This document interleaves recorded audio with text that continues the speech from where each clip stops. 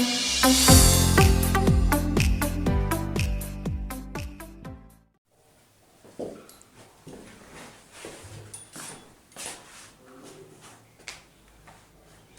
जी दोस्तों, नमस्कार।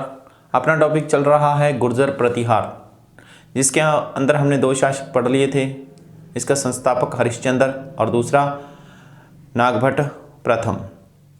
हमने पढ़ा था कि नागभट्ट प्रथम ने एक यज्ञ करवाया था, हिरण्यगर्भ यज्ञ, ठीक है। और उस यज्ञ के अंदर दंतीदुर्ग को निमंत्रण दिया था और उसके बाद अपने भतीजे कक्कुक के साथ दंतीदुर्ग की बेटी की शादी करवाई थी।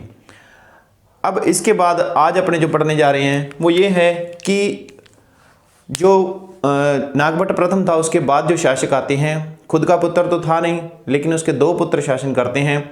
एक तो कक्कुक और दूसरा था देवराज। इनके बारे में ज़्यादा जानकारी नहीं मिलती है। सिर्फ एक बात है कक्कुक के बारे में कि जो कक्कुक था, इसने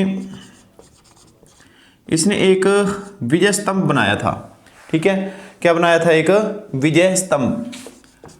मंडोर में विजय स्तंभ का निर्माण करवाया था। वैसे अगर बात करें तो राजस्थान के अंदर 3 विजय स्तंभ हैं, ठीक है। एक तो बनाया था भरतपुर क्षेत्र में समुद्रगुप्त के द्वारा, ठीक है। समुद्रगुप्त ने बनाया था भरतपुर क्षेत्र में। और एक बनाया था महाराणा कुंभा ने, ठीक है। ये आपको पता ही है दो तो। और तीसरा अब हम बता रहे हैं कि वो मंडोर में बनाया था विजय स्तंभ, किसने? कक्कुक ने, ठीक है।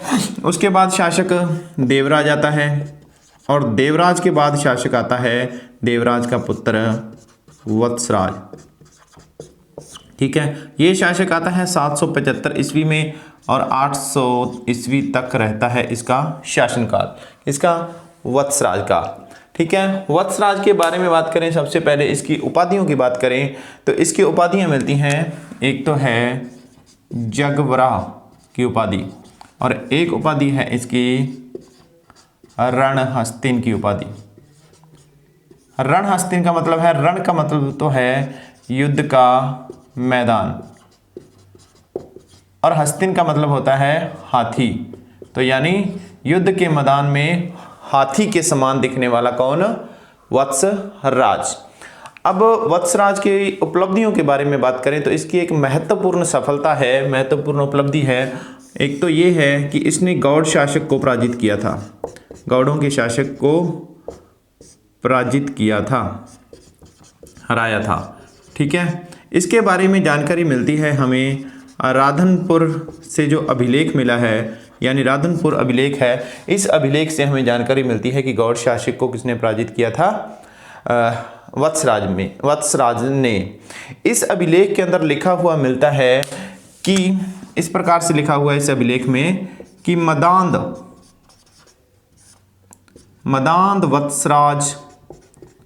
वत्सराज ने गौड़ शासक को पराजित करके, मदांद यानी कि मदांद बोला गया है वत्सराज को, मदांद वत्सराज ने गौड़ शासक को पराजित करके उसकी राजलक्ष्मी को आसानी से प्राप्त कर लिया तथा उसके 2 राजछत्र भी छीन लिए, यानी 2 राजछत्र भी छीन कर ले आया। कौन? गौड़ शासक वत्सराज। और ये चीज़ हमें लिखी हुई कहाँ मिलती है? राधनपुर अभिलेख में। तो यहाँ से हमें पता चलता है कि इसने गौड़ शासक को पराजित किया था, ठीक है।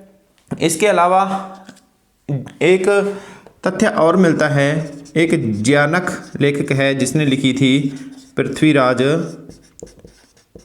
विजय, ठीक है, पृथ्वीराज विजय। इसके अंदर भी वत्सराज के बारे में लिखा हुआ मिलता है। उसमें ये लिखा हुआ मिलता है कि इसका, वत्सराज का एक सामंत था जिसका नाम था दुर्लभ राज। इस दुर्लभ राज ने गौड़ शासक को पराजित किया था और पराजित करके मतलब इसको हराया था और इसका क्षेत्र सौंप दिया था वत्सराज को। तो कहने का मतलब ये है कि इन दोनों तथ्यों से हमें पता चलता है कि गौड़ शासक पर अधिकार किसने किया था? वत्सराज ने। अब इसके अलावा एक और बड़ी महत्वपूर्ण जानकारी है इसके बारे में, वो ये है कि वत्सराज के समय एक त्रिपक्षीय संघर्ष शुरू होता है। कौन सा? त्रिपक्षीय संघर्ष, और ये संघर्ष लगभग 100 वर्ष तक चलेगा। और इन 100 वर्षों के बाद जो विजय होती है अंत में, वो गुर्जर प्रतिहारों की विजय होती है। और इस संघर्ष की बात करें तो एक तरफ तो गुर्जर प्रतिहार हो गए, इसके अलावा 2 और वंश थे, एक तो था पाल वंश और एक था राष्ट्रकूट वंश। इन तीनों के अंदर त्रिपक्षीय संघर्ष चला था जो 100 वर्षों तक चलता है, और अंत में विजय किसकी होती है? गुर्जर प्रतिहारों की। ये संघर्ष कैसे शुरू होता है, कौन कौन से राजे आते हैं और किस प्रकार से चलता है, इनके बारे में अपने पढ़ेंगे लगातार। जैसे जैसे गुर्जर प्रतिहार शासकों को पढ़ते जाएंगे वैसे वैसे इनके बारे में भी पढ़ते जाएंगे। सबसे पहले वत्सराज के टाइम में पढ़ते हैं कि यहाँ पर इसका क्या प्रभाव पड़ा था और किस प्रकार से ये सारा घटनाक्रम चला था। अब यहाँ पर तो बैठा है वत्सराज, ठीक है, यानी गुर्जर प्रतिहार, और दक्षिण में बैठा है राष्ट्रकूट वंश। कौन सा वंश? राष्ट्रकूट वंश, और इसका शासक है ध्रुव प्रथम, ठीक है। और यहाँ पूर्व में बैठे हैं पाल वंश, और पाल वंश का शासक है धर्मपाल, और यहाँ पर पड़ता है कन्नौज। कौन सा? कन्नौज, और यहाँ का शासक है इंद्रायुध, ठीक है। यहाँ का शासक कौन सा है? इंद्रायुध। अब होता क्या था कि हर एक शासक साम्राज्य तो बढ़ाना चाहता था, ज़्यादा से ज़्यादा ऐसे क्षेत्रों को जीतना चाहता था जहाँ पर उनको हर प्रकार की सुविधा उपलब्ध हो, यानी कि जहाँ पर फसल वगैरह, अन्न वगैरह उत्पादन की दृष्टि से भी वो समृद्ध हो, व्यापार वगैरह की दृष्टि से भी समृद्ध हो। ये सारी लगभग चीज़ें यहाँ पर मिलती थी। कन्नौज काफ़ी बढ़िया क्षेत्र था, यहाँ पर उत्पादन भी बढ़िया था, व्यापारिक दृष्टि से भी बढ़िया था। तो ये क्या करता है? वत्सराज यहाँ से हस्तक्षेप करता है कन्नौज में, यानी इस इंद्रायुध पर करता है आक्रमण, और आक्रमण करने के बाद इसको जीत लेता है, और जीतने के बाद अपने अधीन कर लेता है, ठीक है। अधीन कर लिया तो इंद्रायुध सहायता मांगता है धर्मपाल से। तो इसके बाद धर्मपाल और वत्सराज का युद्ध होता है, लेकिन इस युद्ध के अंदर जो धर्मपाल है इसकी होती है हार, और जीतता कौन है? वत्सराज, ठीक है। इस प्रकार से वत्सराज लगातार अपनी शक्ति के अंदर वृद्धि कर रहा है, और उसी प्रकार इसके मुकाबले का शासक बैठा है दक्षिण के अंदर ध्रुव प्रथम। अब इसको भी अपना क्षेत्र बढ़ाना है, तो ये दक्षिण के अंदर तो इनका वर्चस्व है, अब ये चाहते हैं कि और आगे बढ़ें और उत्तर की तरफ जाएं, और इसी कड़ी में ये आक्रमण करता है यहाँ पर, यानी वत्सराज पर, ठीक है। वत्सराज पर आक्रमण करता है। इस आक्रमण की जो जानकारी है वो जानकारी मिलती है हमें एक तो राधनपुर का जो अभिलेख है उसमें से, और एक मिलती है बनी दिंदोरी अभिलेख है। इन दोनों अभिलेखों से हमें जानकारी मिलती है इस आक्रमण की, कि ध्रुव प्रथम ने आक्रमण किस पर किया था? वत्सराज पर, ठीक है। इस वत्सराज पर जो आक्रमण किया था उस आक्रमण में जो ध्रुव प्रथम है इसकी होती है जीत, और वत्सराज जो है ये वहाँ से हार जाता है, और हारने के बाद ये राजपुताना की तरफ भाग जाता है, ठीक है।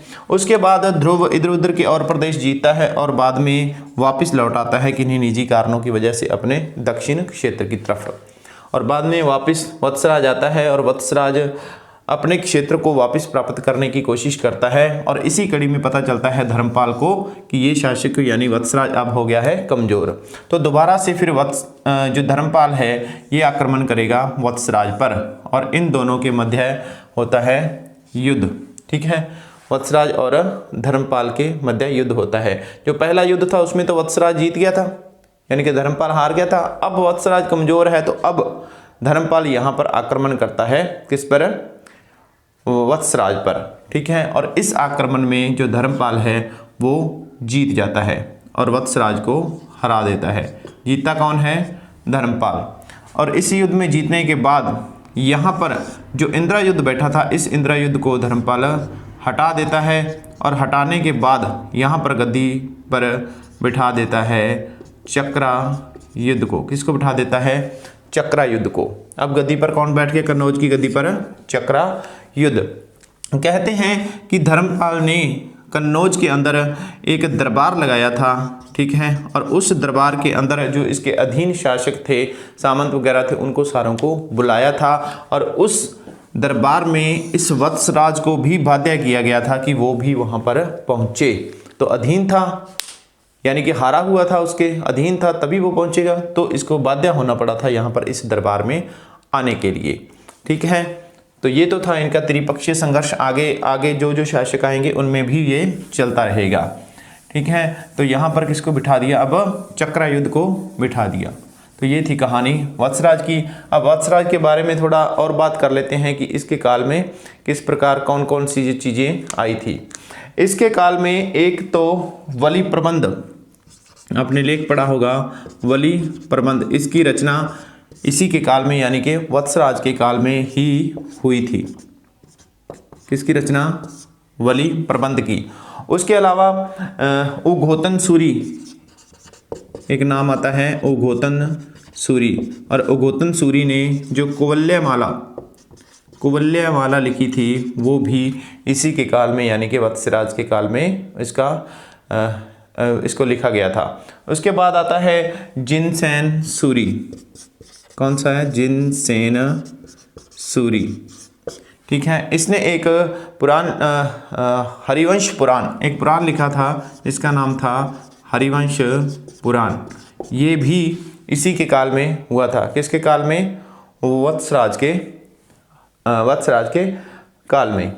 ठीक है, तो ये सारी जानकारी थी वत्सराज के बारे में। इसके बाद अगले शासक के बारे में अगली क्लास में पढ़ेंगे। बहुत बहुत धन्यवाद।